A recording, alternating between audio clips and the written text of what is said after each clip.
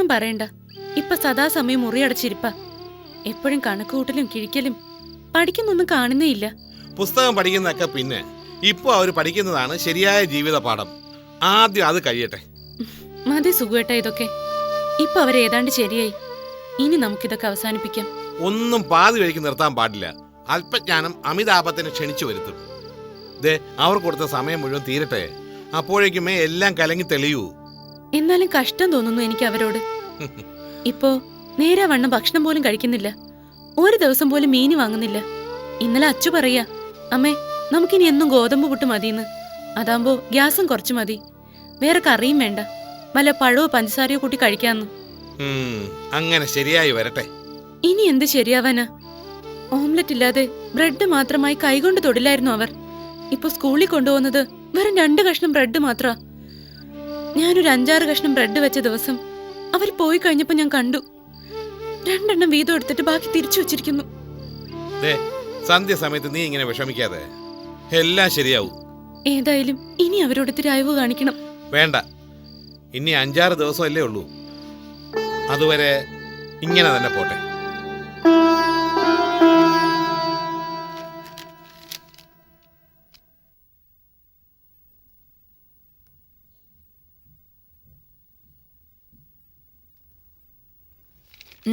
ഉറങ്ങിയില്ലേ? അതന്നെയാ നമുക്കും ചോദിക്കാനുള്ള. അമ്മായി ഉറങ്ങിയില്ലേ? എനിക്ക് കുറെ വായിക്കാനുണ്ടായിരുന്നു. എന്താണ് ഉറക്കൊഴിഞ്ഞൊരു വായന? നോക്കട്ടെ. ഓ, പൈങ്കിളി അഴിച്ചലേക്ക് കുടിക്കാല്ലേ? കൊള്ളാം, അതും ഈ പാതിരായ്ക്ക്. എനിക്ക് ഇഷ്ടമുള്ളത് ഞാൻ വായിക്കും. അതിന് നിങ്ങൾക്കെന്താ? നമ്മൾ അറിയാതെ ഇവിടെ ഒന്നും നടക്കാൻ പാടില്ല. ഇപ്പൊ അറിഞ്ഞില്ലേ, ഞാൻ വീക്കിലി വായിക്കാ. മക്കളെ അങ്ങനെ അങ്ങ് പോവാനല്ല ഞങ്ങളിപ്പോ വന്നേ. പിന്നെ ഈ കറണ്ടിനൊക്കെ ഇപ്പൊ ഭയങ്കര ചെലവാ. 10 മണി വരെ വായിച്ചാ മതി. വീക്കിലി വായിക്കണമെങ്കിലേ പകല് നേരം കണ്ടെത്തണം. ഓ, അതാണിപ്പോ കാര്യം. അതെ, അതിലെ കാര്യമില്ലേ? അല്ലെങ്കിൽ രാധമായൊരു കാര്യം ചെയ്, മെഴുകുതിരി കത്തിച്ചു വെച്ച് വായിച്ചാ മതി. അമ്മായിയുടെ പറയാൻ നടക്കുന്ന അയാളും മേടിച്ചു തരും മെഴുകുതിരി. ഓ, അയാളെയും കൂടെ നിങ്ങൾ പിഴിയാൻ തുടങ്ങിയില്ലേ? അല്ലാതെ വേറെ വഴിയില്ലാഞ്ഞിട്ടാ. അമ്മായി ഒരു കാര്യം ചെയ്, ഇപ്പൊ നേരത്തെ ലൈറ്റ് ഓഫ് ചെയ്ത് കിടന്ന് ഉറങ്ങ്. എന്റെ രാവിലെ കക്ഷിയൊന്ന് കാണണം. അതെന്തിനാ? ഈ ലിസ്റ്റിലുള്ള സാധനങ്ങളെല്ലാം നാളെ ഉച്ചയ്ക്ക് മുമ്പ് ഇങ്ങ് എത്തിക്കാൻ പറയണം. അമ്മായി ലിസ്റ്റ് വാങ്ങുന്നോ അത് ഫോട്ടോ ഞങ്ങൾ അച്ഛനെ കാണിക്കണോ? അതിനെത്താ?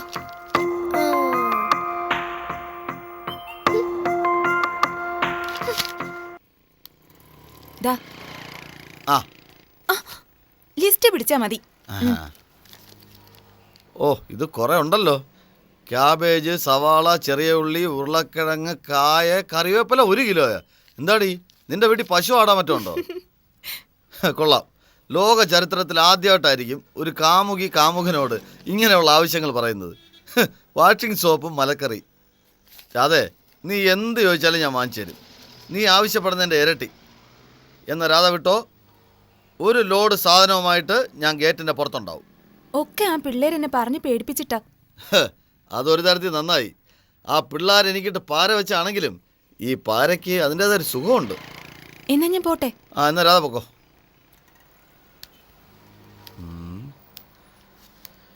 ലിസ്റ്റ് ഓക്കെ, പക്ഷേ പൈസയ്ക്ക് ഞാനിപ്പോൾ എന്തു ചെയ്യും? മോതിരം കിടക്കല്ലേ, സ്ത്രീധനമായിട്ട് പിന്നീട് തിരിച്ച് വാങ്ങിക്കാം.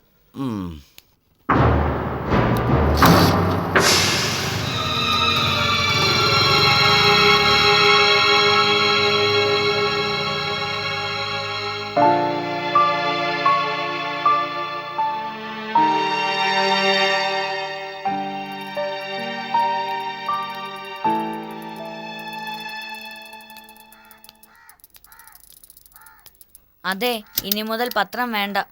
ചേടാ, ഇത് കൊള്ളാം. ഈ മാസം ഇട്ടേ പറ്റൂ. ഞാൻ ഓർഡർ എടുത്തിട്ടുള്ളതാ. ഒന്ന് കട്ട് ചെയ്യാൻ പറ്റുമോ? എന്തോന്ന് കട്ട് ചെയ്യാൻ? ഓർഡർ. നോക്കട്ടെ. ഇതുവരെ ഉള്ളതിന്റെ കാശ് 1-ാം തീയതി തരാം. കഴിഞ്ഞ ആഴ്ച വീക്കുകളെല്ലാം നിർത്തി, ഇപ്പൊ പത്രവും. എന്ത് പറ്റി?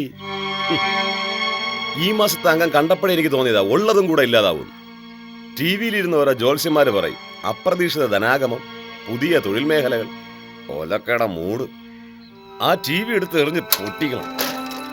പക്ഷെ എന്ത് ചെയ്യാൻ, ഭാര്യ എന്നെ എടുത്തിട്ട് ചളക്കും.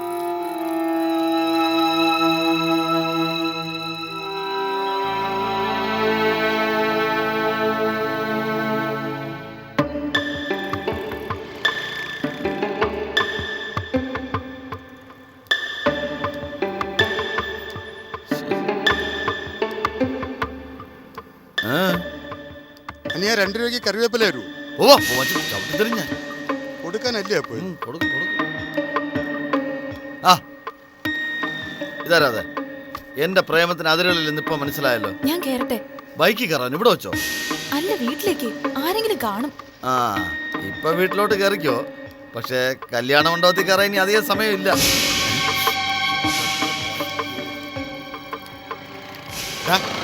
എന്തിനാണ് ഇത്രയും മലക്കറി? നിന്റെ അച്ഛന്റെ അടിയൻ നിർത്തുന്ന ദേ മനുഷ്യ, ഒരുമാതിരി സംസ്കാരം ഇല്ലാതെ സംസാരിക്കരുത്. എന്റെ അച്ഛനായിട്ട് വരും. അല്ലേ അച്ഛാ? അയ്യോ, വീട്ടിൽ അത്യാവശ്യത്തിന് ഇത്തിരി ഉപ്പോ മുളകോ വാങ്ങിക്കാൻ പറഞ്ഞ് നിന്നെ കുറച്ചില്ല. കണ്ടവക്കൊക്കെ മലക്കറി വാങ്ങിച്ചോണ്ട് നടക്കുന്നല്ലടാ. നീ വണ്ടി ഉരുട്ടിക്കൊണ്ട് വന്നാ അച്ഛാ എന്റെ താക്കോല്. അച്ചു, അമ്മു, മക്കളെ. ആ ആ പെട്രോൾ അടിക്കാൻ പൈസ വേണം.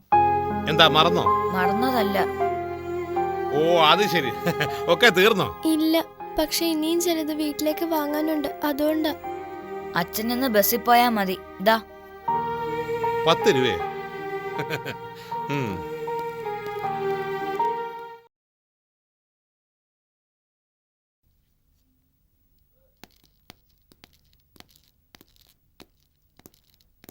മമ്മി വേഗം വല്ലോ, എന്താ വിശക്കുന്നു. മമ്മി വേഗം.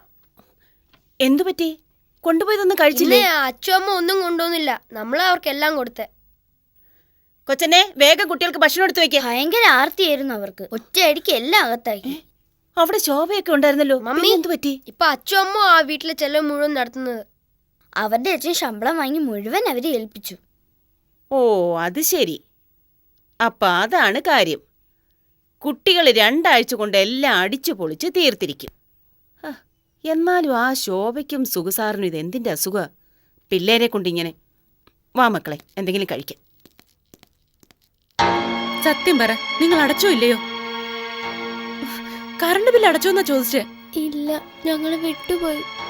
ഓ, അപ്പൊ അത് സത്യം തന്നെയായിരുന്നു. ഈശ്വര, ഇനിയിപ്പൊ എന്ത് ചെയ്യും? അടുത്ത മാസത്തെയും കൂടെ ഒരുമിച്ച് അടച്ചാ പോരെ അമ്മേ? അതൊക്കെ പണ്ട്. ഇപ്പൊ ലാസ്റ്റ് ഡേറ്റ് കഴിഞ്ഞ് 2-3 ദിവസത്തിനകം കട്ട് ചെയ്യും. ഇന്ന് ആള് വന്നിരുന്നു. ഞാൻ കയ്യും കാലും പിടിച്ചാ പറഞ്ഞയച്ച്. നാളെ രാവിലെ കൊണ്ട് അടച്ചില്ലെങ്കി അതിനമ്മേ കയ്യിൽ കാശില്ലേ? വേണ്ട, ഇരുട്ടത്ത് കിടന്ന് ഉറങ്ങിയാ മതി. ഇപ്പൊ മനസ്സിലായല്ലോ നിങ്ങക്ക് അച്ഛൻ എന്ത് കഷ്ടപ്പെട്ടാ 2 അറ്റവും കൂട്ടിമുട്ടിക്കുന്നെന്ന്. അച്ഛോ.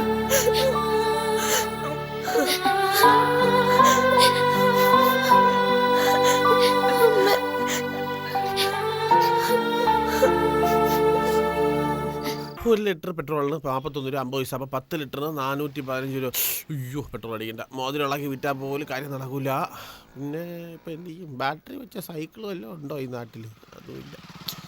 ഓട്ടുമില്ല, എന്തെങ്കിലും ചെയ്യാൻ ആരെയും കിട്ടണമില്ലല്ലോ രാവിലെ.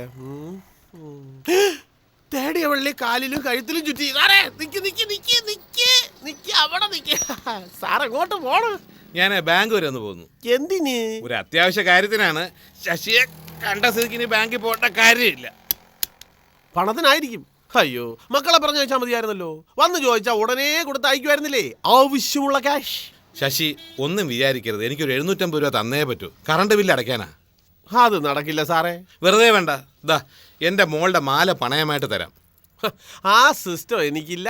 ഇനി അഥവാ ഉണ്ടെങ്കിൽ തന്നെ സാറിന് 5 പൈസ തരുന്ന പരിപാടിയില്ല. എന്നാ പിന്നെ ഞാൻ ബാങ്കിലേക്ക് പോവാം.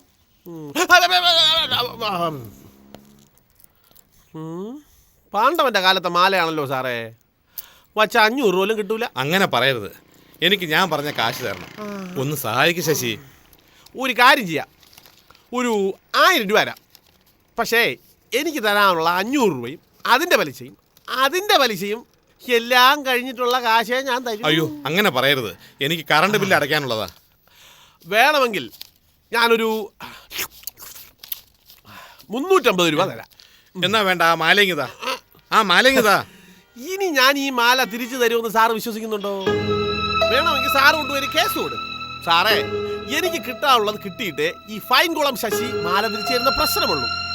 പിടിച്ചോ 350 രൂപ. ശശി, നീ എൻ്റെ ഈ അവസ്ഥ ഒന്ന് മനസ്സിലാക്ക്. പിള്ളേരെ കാണിച്ച് എന്നെ കളിപ്പിച്ചപ്പോഴേ ഞാൻ വിചാരിച്ചതാ എന്നെങ്കിലും സാർ എന്റെ വലയിൽ വന്ന് വീഴുമെന്ന്. കൂടെ പിടിക്കാനുള്ളതാ. പോട്ടെ ശശി, നാളെ കറണ്ട് കട്ട് ചെയ്യും ശശി. മണ്ണെണ്ണ വിളക്ക് കത്തിച്ച വിട്ടാ മതി സാറേ.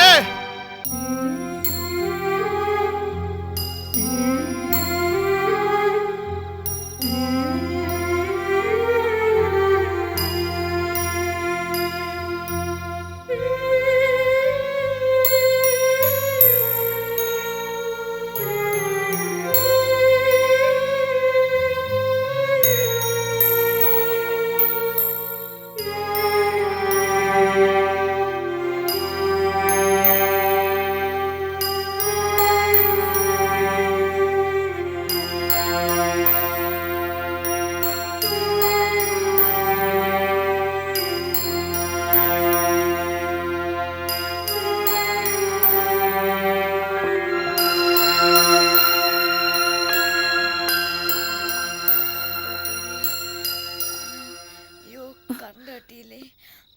അയ്യോ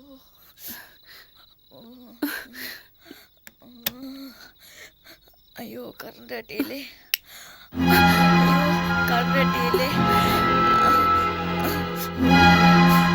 അയ്യോ അച്ചു. കറണ്ട് കട്ടിയില്ലേ. അച്ഛോ, അയ്യോ മോനെ, മോനെ, അയ്യോ സുഖേട്ടാ, അമ്മ മോനെ, അമ്മ മോനെ എന്ത് പറ്റിയടാ?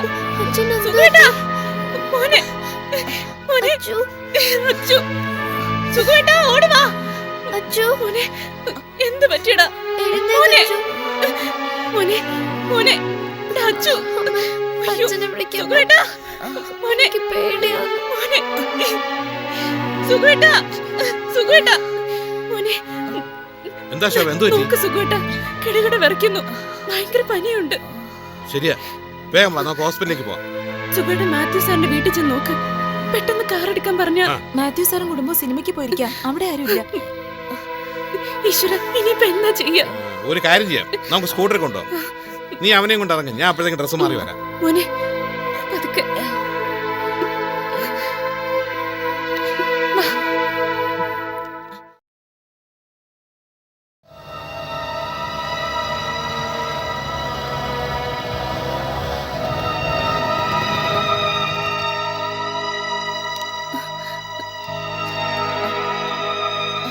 എന്തു പറ്റി സുഖേട്ടാ?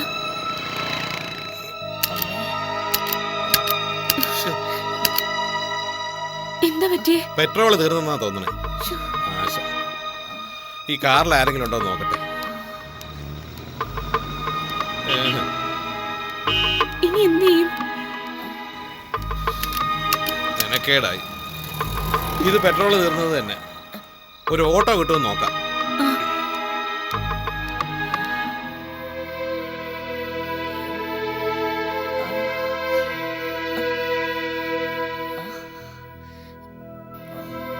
പനി വളരെ കൂടുതലാണ്. ഇഞ്ചക്ഷൻ എടുത്ത പെട്ടെന്ന് കുറയും. എന്നാലും ഇന്ന് ഇവിടെ കിടക്കട്ടെ. വേറെ കുഴപ്പമൊന്നുമില്ലല്ലോ. ഏയ് കുഴപ്പമൊന്നുമില്ല. സ്റ്റെല്ല ഡ്രിപ്പ് സ്റ്റാർട്ട് ചെയ്തു. മക്കളെ മോനെ, എന്താ ഇത്? കരയാതെ കരയാതെ.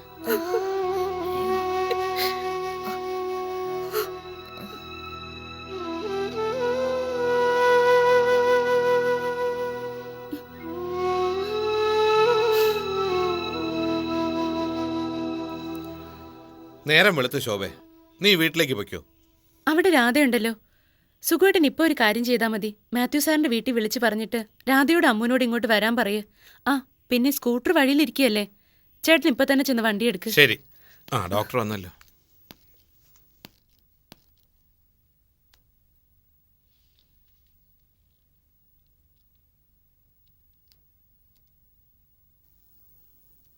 സാരമില്ല, കുറച്ചുകൂടി ഇറങ്ങിക്കോട്ടെ. അതിനുശേഷം ഒന്നുകൂടി നോക്കിയിട്ട് ഡിസ്ചാർജ് ചെയ്യാം. പഠിക്കുന്ന കാര്യത്തിൽ എങ്ങനെയാ മോൻ? മിടുക്കനാ. എന്താ ഡോക്ടർ? Over strain എടുക്കാറുണ്ടോ? അല്ല, അത് കടുത്ത മാനസിക സമ്മർദ്ദം ഉണ്ടായിരുന്നു കുട്ടിക്ക്. എന്തായാലും ഇനി ഒരുപാട് ടെൻഷൻ അടിപ്പിക്കോ സ്ട്രെയിൻ ചെയ്യിക്കോ ഒന്നും വേണ്ട. ശരി ഡോക്ടർ. എന്താ ഡോക്ടർ പറഞ്ഞേ? എന്തോ ടെൻഷൻ കൊണ്ടാണ് ഇങ്ങനെ വന്നതെന്ന്. സുഖേട്ടൻ ചെല്ല്, എന്തായാലും ഫോൺ ചെയ്തിട്ട് വരൂ.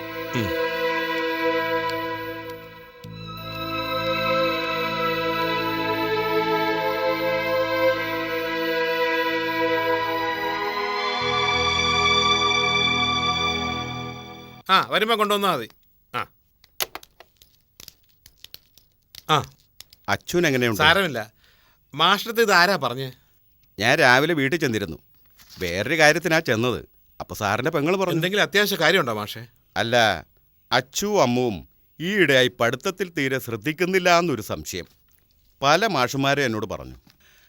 ക്ലാസ് ടെസ്റ്റിലൊക്കെ രണ്ടാളും പിന്നിലാത്രേ. എന്താ സാറേ പ്രശ്നം? അല്ല, വീട്ടിൽ വല്ലതും? അല്ലെങ്കിൽ തന്നെ മാഷ്ടത്തെ എന്തിനാ മറച്ചു വയ്ക്കുന്നത്?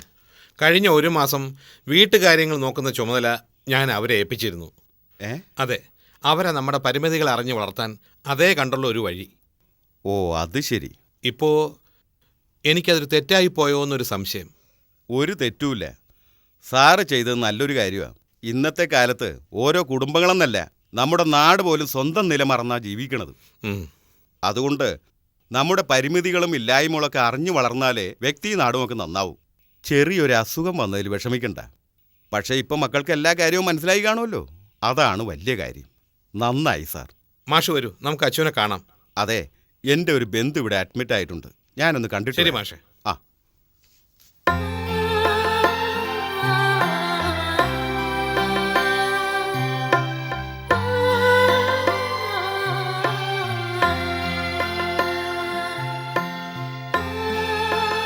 മോനെ അച്ചു,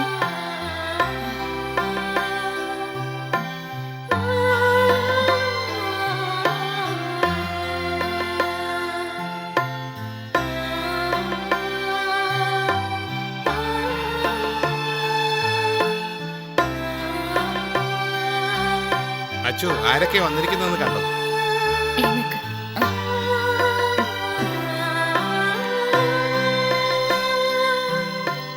മിസ്റ്റർ സുകുമാരൻ, എനിക്കിപ്പോഴാ കാര്യങ്ങളൊക്കെ മനസ്സിലായി. ഒന്നിങ്ങി വന്നു.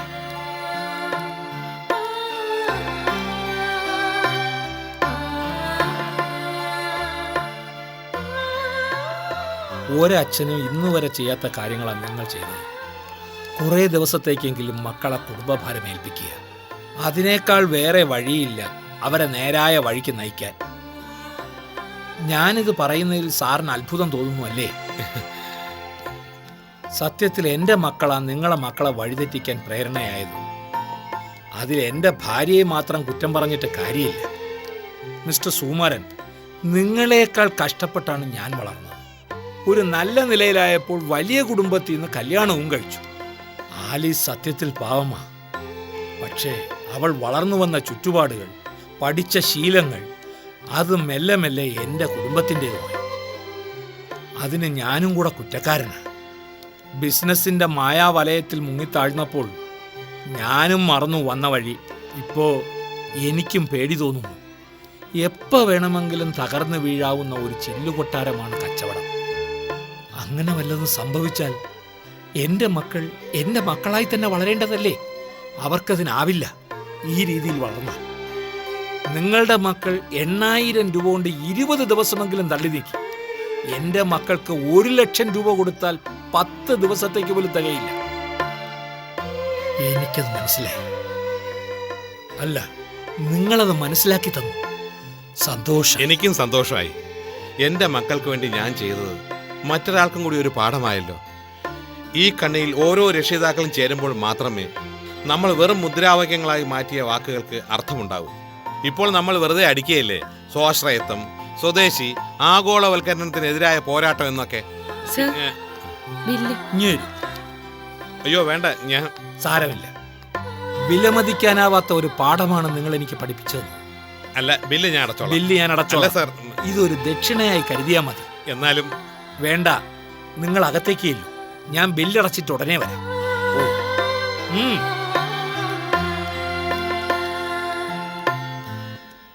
ചേച്ചി എങ്ങനെ അറിഞ്ഞു? അച്ഛാ പറഞ്ഞറിഞ്ഞത്. അച്ഛാ, സോറി, നിങ്ങളെ അച്ഛൻ ഒരുപാട് ബുദ്ധിമുട്ടിച്ചു അല്ലേ? അച്ഛനെയാ ഞങ്ങൾ ബുദ്ധിമുട്ടിച്ചത് ഇത്രയും കാലം. ഇപ്പൊ ഞങ്ങൾക്കെല്ലാം മനസ്സിലായി. സാരമില്ലടാ. അച്ഛൻ എത്ര കഷ്ടപ്പെട്ടിട്ടാ ഞങ്ങളെ വളർത്തുന്നതെന്ന് ഇപ്പൊ ഞങ്ങൾക്കറിയാം. എത്ര കാശ കിട്ടുന്നതെന്നും അറിയാം. എന്നിട്ടും അച്ഛൻ എല്ലാം നടത്തുന്നില്ലേ? പിന്നെ വല്ലപ്പോഴും ഒക്കെ സിനിമയ്ക്ക് കൊണ്ടുവന്നു, പാർക്കിൽ കൊണ്ടുവന്നു. പിന്നെ ഇനി ഒന്നും പറയണ്ട. നമ്മുടെ നാട്ടിൽ പറച്ചിലേ ഉള്ളൂ, പ്രവൃത്തിയിലൊന്നുമില്ല. അതുകൊണ്ട് നിങ്ങൾക്ക് എന്തെങ്കിലും മനസ്സിലായിട്ടുണ്ടെങ്കിൽ അത് നിങ്ങളുടെ പ്രവൃത്തിയിലും കാണിക്കണം. അത് മാത്രം മതി അച്ഛൻ.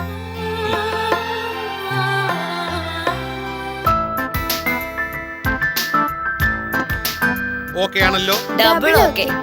എന്നാ വേഗം വിട്ടോ.